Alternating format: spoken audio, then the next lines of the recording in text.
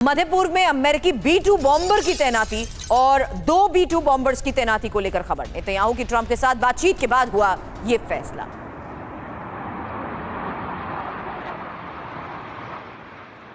लेकिन खबर है कि किसी भी वक्त टूट सकता है इजरायल और ईरान युद्ध विराम, क्योंकि अमेरिका से मध्यपूर्व की तरफ एयर रिफ्यूलिंग टैंकर रवाना हुए हैं और अमेरिका का सबसे बड़ा युद्धपोत भी मध्यपूर्व की तरफ रवाना हुआ है।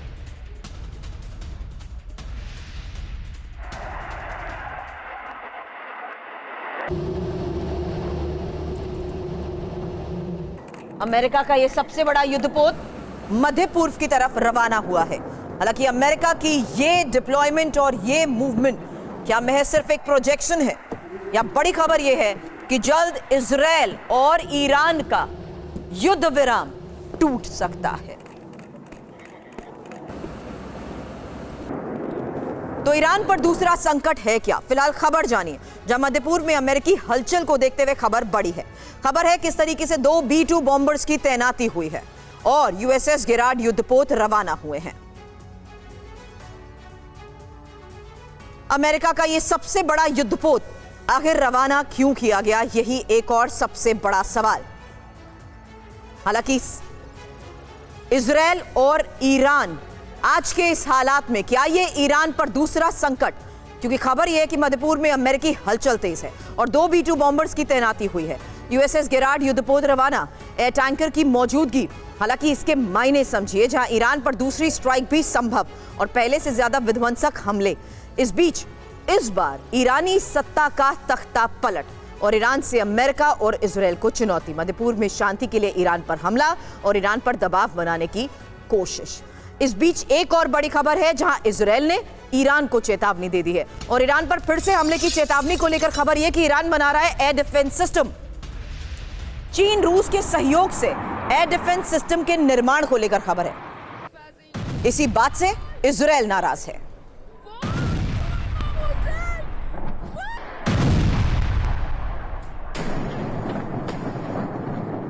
तो ईरान पर आक्रमण, इस बार समूल विनाश। नेतन्याहू ईरान को सबक सिखाना चाहते हैं।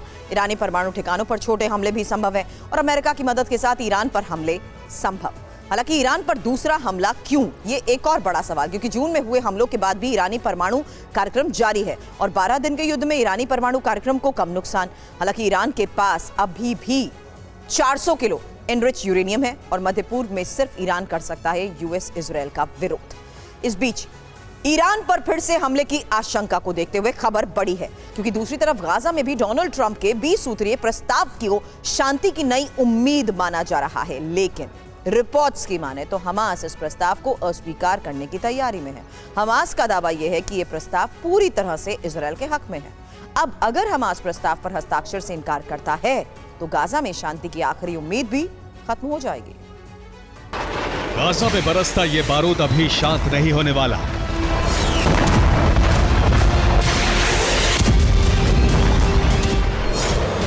ये तय हो चुका है कि हमास के संपूर्ण सफाई तक इजरायल नहीं रुकेगा।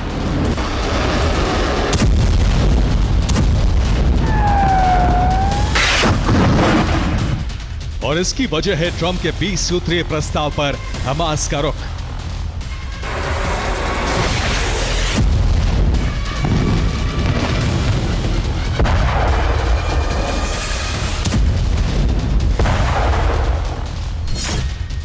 BBC की रिपोर्ट के मुताबिक हमास ट्रंप के प्रस्ताव को अस्वीकार करने की तैयारी में है। इसके पीछे 4 प्रमुख वजह हैं। नंबर 1, हमास सरेंडर के लिए तैयार नहीं है। नंबर 2, हमास तुरंत बंधकों को रिहा नहीं करेगा। नंबर 3, गाजा में अंतर्राष्ट्रीय सेना की तैनाती नहीं होगी। नंबर 4, गाजा से इजरायली सेना की वापसी की समय सीमा तय नहीं होनी।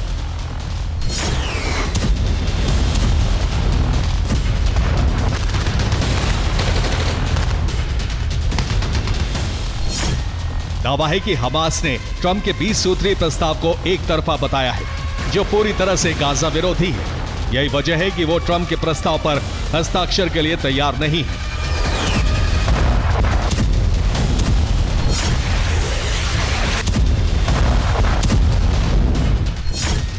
सिर्फ इतना ही नहीं, पाकिस्तान का आरोप है कि ट्रंप ने डील के जिस दस्तावेज पर अरब देशों के साथ बात की थी, उस दस्तावेज को भी बदल दिया गया है।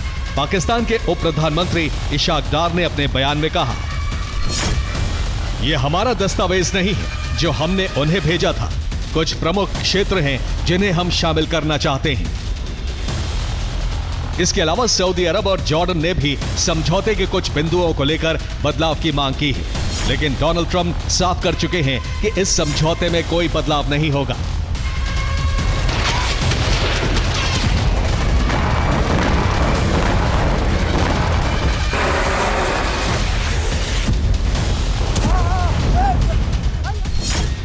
यही वजह है कि हमास ने ट्रंप के प्रस्ताव को स्वीकार करने से इनकार कर दिया है। हालांकि कतर और तुर्की जैसे देश अब भी हमास से बात कर रहे हैं। ट्रंप के 20 सूत्री प्लान को स्वीकार करने का दबाव डाला जा रहा है।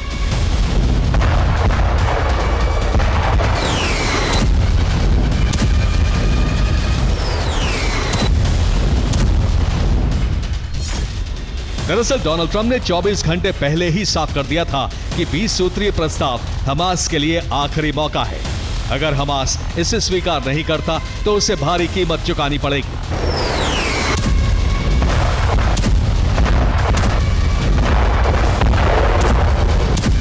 हमास के इनकार से साफ है कि उसे ट्रंप और बेंजामिन की धमकी की कोई परवाह नहीं, और इसका नतीजा भी गाजा में नजर आने लगा है।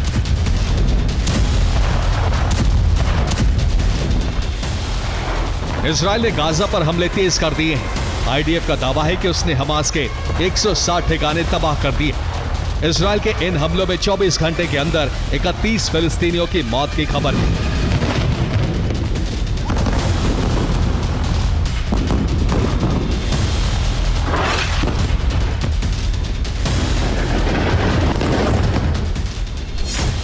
सिर्फ इतना ही नहीं, इजरायली ग्राउंड फोर्सेस ने भी अपना अभियान तेज कर दिया है। गाजा शहर में लगे हमास के बूबी ट्रैप्स को तबाह करते हुए इजरायली सैनिक आगे बढ़ रहे हैं।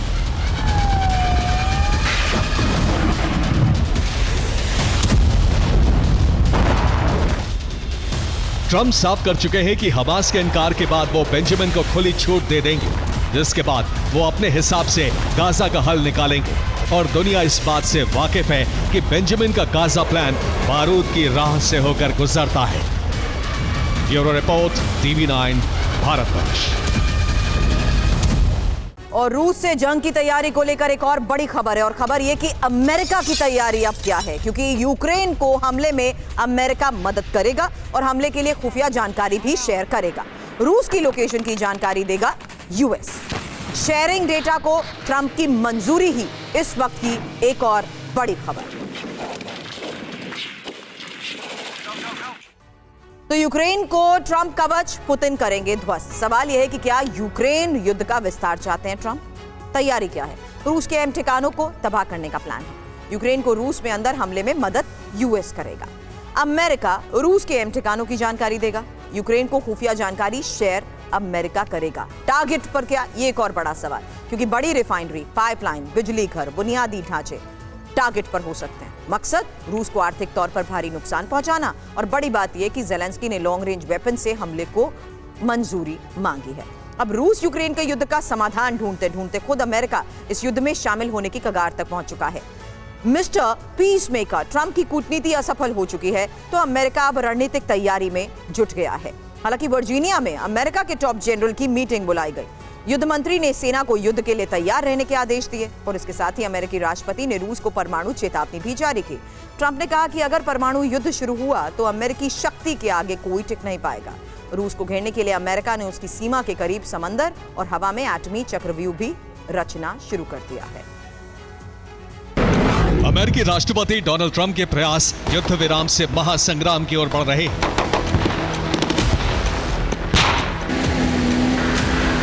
सत्ता संभालने के बाद से ट्रंप ने कई बार कहा कि वो युद्ध विराम लागू करा देंगे, लेकिन जैसे जैसे ट्रंप ने युद्ध विराम के लिए कूटनीतिक कोशिशें तेज की, उससे कई गुना रफ्तार से यूक्रेन पर रूस के हमले बढ़ते गए।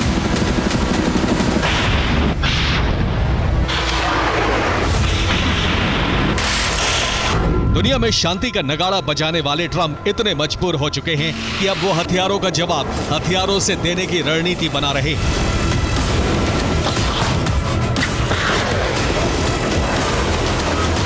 30 सितंबर को नॉर्थ अटलांटिक महासागर के करीब पोटोमैक नदी के किनारे वर्जीनिया के क्वांटिको बेस पर अमेरिकी युद्ध मंत्रालय ने जनरलों की मीटिंग बुलाई। दुनिया भर में तैनात अमेरिका के 800 जनरल इस सभा में इकट्ठा हुए। इस सभा में अमेरिका के राष्ट्रपति और युद्ध मंत्री ने भाषण दिया।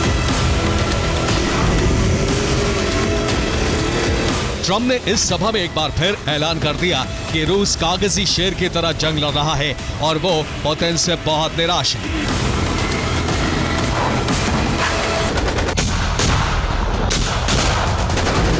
अमेरिका की इस महासभा के मंच से ट्रंप ने रूस के साथ महासंग्राम की रूपरेखा का खाका खींच दिया है। ट्रंप ने इस मंच से रूस को परमाणु चेतावनी भी जारी कर दी है। ट्रंप ने कहा है कि अमेरिका को इतना शक्तिशाली बनना होगा कि कोई भी देश चुनौती देने की हिम्मत ना करे। अमेरिका एरोस्पेस फोर्सेस में दुनिया पर भारी है। अगर परमाणु हथियारों का प्रयोग होता है तो अमेरिका के पास बाकी दुनिया से ज्यादा परमाणु हथियार हैं।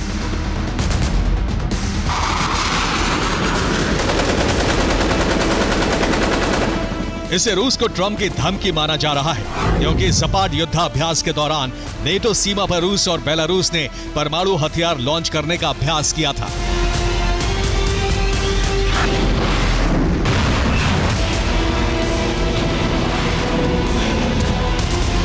इसके साथ ही अमेरिकी राष्ट्रपति ने रूस के खिलाफ परमाणु सबमरीन तैनाती का ऐलान भी कर दिया है।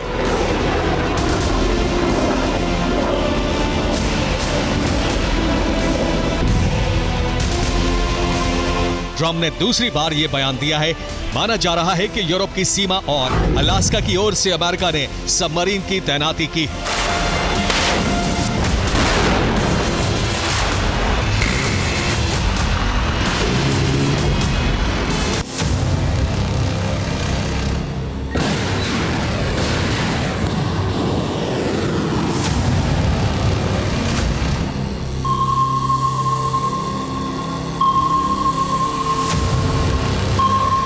हालांकि अमेरिका के इस दावे को रूस ने खोखला बताया है। रूसी राष्ट्रीय सुरक्षा परिषद के डिप्टी चेयरमैन दिमित्री मेदवेदेव ने एक एक्स पोस्ट में कहा है कि ट्रंप ने रूसी तटरेखा पर सबमरीन भेजने का दावा किया है। ट्रंप ने कहा है कि सबमरीन रूस नहीं ढूंढ पाएगा। इसका जवाब है कि अंधेरे कमरे में काली बिल्ली खोजना मुश्किल है, खास तौर पर तब जब कमरे में बिल्ली हो ही ना। दिमित्री मेदवेदेव ने रूसी कहावत के जरिए ट्रंप पर तंज किया है। ट्रंप के बयान को रूस पर रणनीतिक दबाव बढ़ाने वाला माना जा रहा है।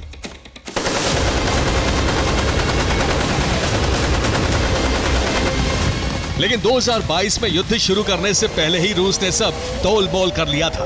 उसे मालूम था कि भविष्य में क्या हो सकता है और जो भी होने वाला है रूस उसके लिए तैयार है।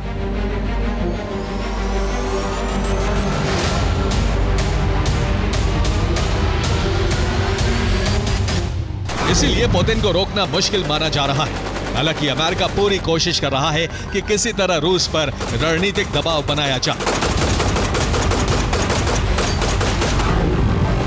इसीलिए अमेरिकी सेना की गतिविधियां यूरोप में तेज हो गई हैं।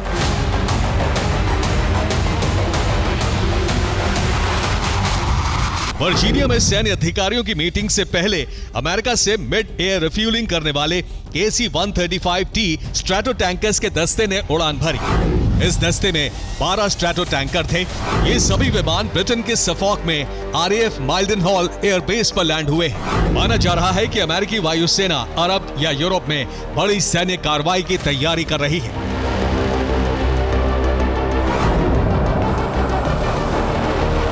जून में अमेरिका के KC-135T स्ट्रैटो टैंकर्स ईरान पर हमले से पहले ब्रिटेन, साइप्रस और इजराइल पहुंचे थे। इस बार का ऑपरेशन क्या हो सकता है, इसका अंदाजा लगाना जरा मुश्किल है। लेकिन माना यह जा रहा है कि इस बार अमेरिका का टारगेट रूस हो सकता है, क्योंकि बाल्टिक सागर पर अमेरिकी टोही विमानों की गश्त बढ़ा दी गई है।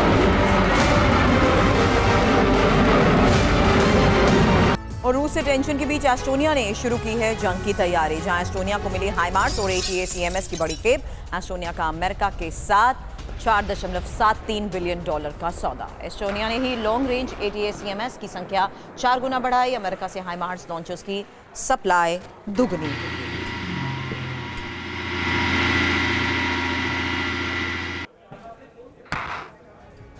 तो नेटो देश एस्टोनिया युद्ध के लिए तैयार। अमेरिका से कितने हथियारों की खरीद, जहां 6 HIMARS multiple rocket launcher system, 183 ATACMS operational tactical missile, 856 GMLRS rocket. और एस्टोनिया को रूस से खतरा क्या है ये भी जानिए, क्योंकि बाल्टिक देशों के खिलाफ रूस का आक्रामक रुख है और लातविया, एस्टोनिया, लिथुआनिया नेटो देश हैं। एस्टोनिया रूस की सीमा के बेहद करीब है और 24 घंटे में रूसी सेना एस्टोनिया पहुंच सकती है। हालांकि रूस बाल्टिक देशों की घेरेबंदी कर चुका है। इस बीच खबर है यूक्रेन में एयर डिफेंस सिस्टम तैनात कर सकता है नेटो, जहां रूसी मिसाइल ड्रोन रोकने के लिए वेस्ट यूक्रेन में तैनाती की योजना है और भविष्य में कीव तक एयर डिफेंस की तैनाती की योजना। सीनियर सैन्य अधिकारियों और नेताओं ने प्रस्ताव पेश किया है। एयर डिफेंस की तैनाती पर द टेलीग्राफ की रिपोर्ट में फिलहाल क्या दावा किया गया है, यही डिटेल अब आपके सामने। तो यूक्रेन में नेटो का एयर डिफेंस, नेटो देशों की ओर बढ़ रही रूसी मिसाइल ड्रोन को यूक्रेन में नष्ट करने की योजना, जहां रूसी मिसाइल रोकने के लिए वेस्ट यूक्रेन में एयर डिफेंस तैनात करने पर विचार। हालांकि वेस्ट यूक्रेन के बाद भविष्य में कीव तक एयर डिफेंस की तैनाती का प्लान है। नेटो देशों के सीनियर सैन्य अधिकारी और नेताओं ने यह प्रस्ताव दिया। डेनमार्क में यूरोपीय नेताओं की बैठक में एयर डिफेंस की तैनाती पर बात हुई है और यही इस रिपोर्ट में बड़े दावे किए गए हैं। अब यूरोप में रूस का खौफ बढ़ता जा रहा है, क्योंकि रूस यूक्रेन को मिल रही सैन्य मदद से बौखला रहा है। अब यूरोपीय देशों में रूस के ड्रोन घुसपैठ कर रहे हैं। नेटो को डर है कहीं रूस इसी पैटर्न से हमले शुरू न कर दे, इसलिए नेटो यूरोप में एक एंटी ड्रोन दीवार बना रहा है। अगर रूस नहीं रुका तो नेटो फ्रंटलाइन पर आकर हमले कर सकता है, जिससे यूरोप में तीसरे विश्व युद्ध का अलार्म बज सकता है। रूस अब रुकेगा नहीं।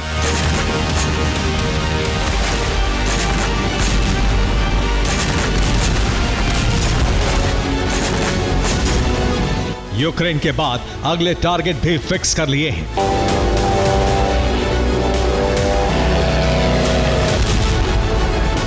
रूस अब ड्रोन भेजकर न सिर्फ चैलेंज कर रहा है, बल्कि सुरक्षा इंतजामों की जांच भी कर रहा है।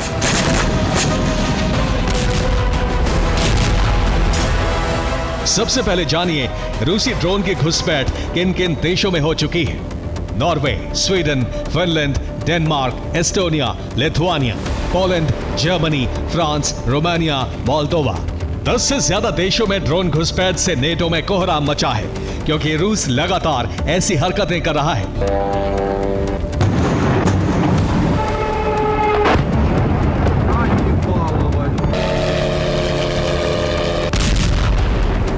नेटो के सामने बड़ा सवाल है कि वो रूस की ड्रोन घुसपैठ को कैसे रोके। इस बीच जिन देशों में ड्रोन घुसे हैं, उन्होंने नेटो चीफ के साथ मिलकर मीटिंग की और रूस पर अंकुश लगाने के लिए कहा।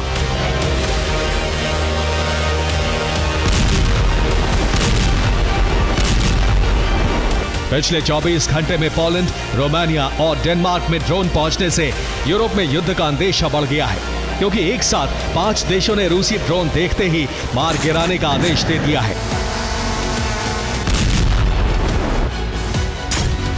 पोलैंड ने कहा है एंटी ड्रोन सिस्टम जवाब देने के लिए तैयार है।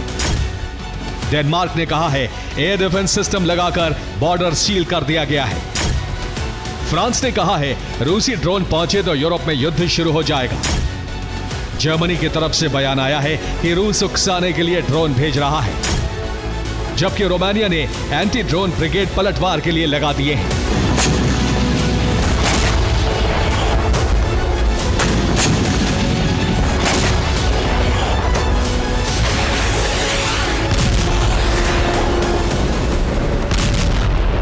हालांकि अभी तक रूस की तरफ से कोई बयान नहीं आया है, जबकि बेलारूस ने धमकी दी है कि अगर रूसी ड्रोन को मार गिराया तो यूरोप में हालात बिगड़ सकते हैं।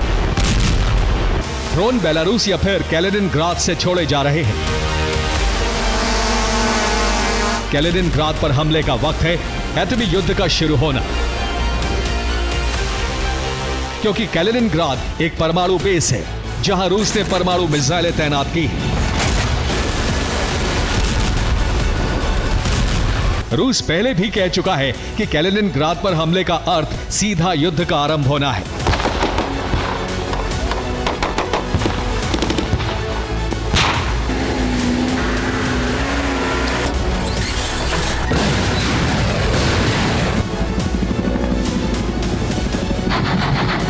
जबकि रूस ने बेलारूस में भी परमाणु बेस बनाया है। अगर ड्रोन बेलारूस की सीमा में घुसकर नेटो मार गिराता है तो बेलारूस की सुरक्षा के लिए रूस इसी तरह फ्रंट लाइन पर आ सकता है।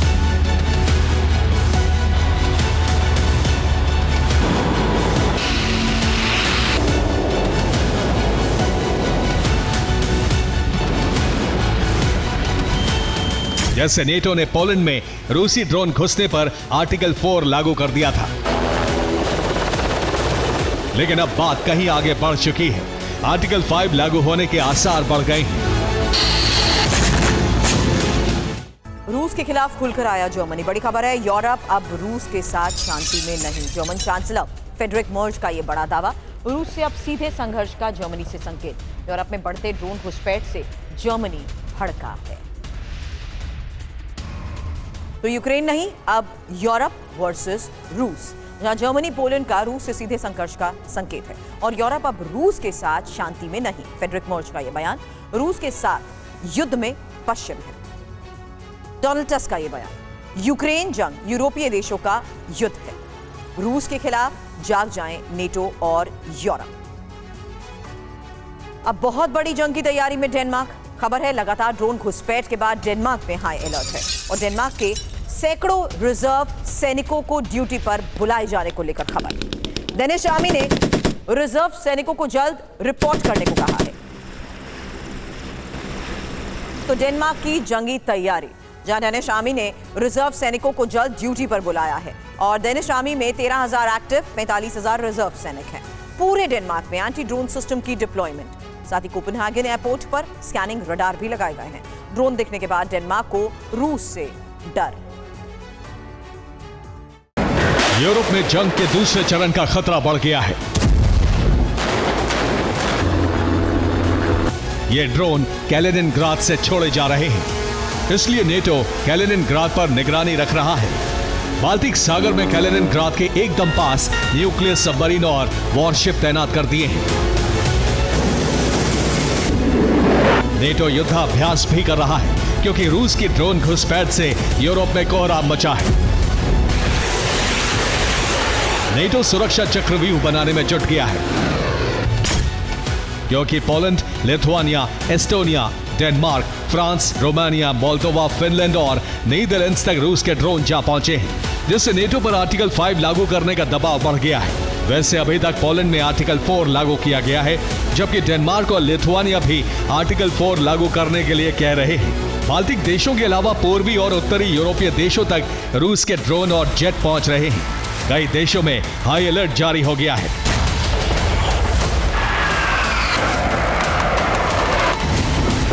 इसके बाद नेटो चीफ मार्क रूटे की तरफ से कहा गया है, हम टकराव के युग में हैं। यह ऐसा टकराव है जिसके लिए हम जिम्मेदार नहीं हैं। रूस बीजिंग, प्योंगयांग और तेहरान के साथ मिलकर परिस्थितियां बिगाड़ने में लगा है। रूस के संदिग्ध ड्रोन नेटो से टकराव को बढ़ा रहे हैं। अब ज़ेलेंस्की ने सलाह दी है कि यूरोपीय देश साथ मिलकर हाइब्रिड ड्रोन वॉर के खिलाफ एंटी ड्रोन वॉल बनाएं, जिसमें यूक्रेन भी साथ देगा। साथ ही तमाम देशों में ड्रोन तैनाती के लिए ड्रोन प्रोडक्शन बढ़ाया जा रहा है। और रूस से ड्रोन घुसपैठ पर डेनमार्क की चेतावनी, जहां विश्व युद्ध के बाद सबसे खतरनाक दौर में यूरोप। रूस और यूरोप की हाइब्रिड वॉर जारी और डेनमार्क के पीएम मेट फ्रेडरिक्सन ने कहा, ड्रोन हमलों से यूरोप को बांटने की साजिश। और फ्रांस के राष्ट्रपति मैक्रो का बयान, रूस ने यूरोप के खिलाफ हाइब्रिड युद्ध छेड़ा है, अब रूस को जवाब देना जरूरी। रूस के एक्शन को रोकना होगा, पुतिन के आगे नहीं झुकेगा फ्रांस।